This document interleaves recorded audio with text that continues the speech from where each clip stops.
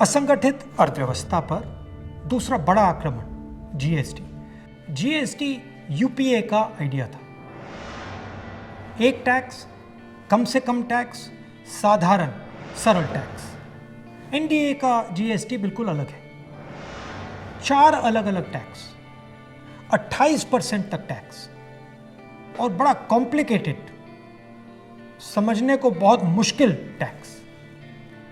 जो small and medium businesses हैं वो इस टैक्स को भर ही नहीं सकते और जो बड़ी कंपनियां इसको आसानी से भर सकती हैं वो 5, 10, 15 अकाउंटेंट्स लगा सकते हैं। ये 4 अलग अलग रेट क्यों हैं? ये 4 अलग अलग रेट इसलिए हैं क्योंकि सरकार चाहती है कि जिसकी पहुंच हो वो जीएसटी को आसानी से बदल पाए और जिसकी पहुंच ना हो वो जीएसटी के बारे में कुछ ना कर पाए। पहुंच किसकी है? हिंदुस्तान के सबसे बड़े 15-20 उद्योगपतियों की पहुंच है।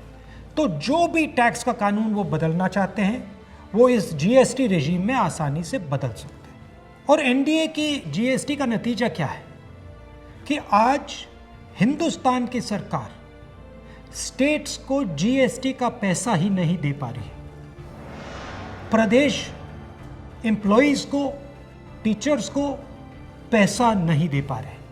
तो जीएसटी बिल्कुल फेल है, मगर ये सिर्फ फेल नहीं है, ये एक आक्रमण है गरीबों पर, स्मॉल एंड मीडियम बिजनेसेस पर। जीएसटी टैक्स की व्यवस्था नहीं है, जीएसटी हिंदुस्तान के गरीबों पर आक्रमण है।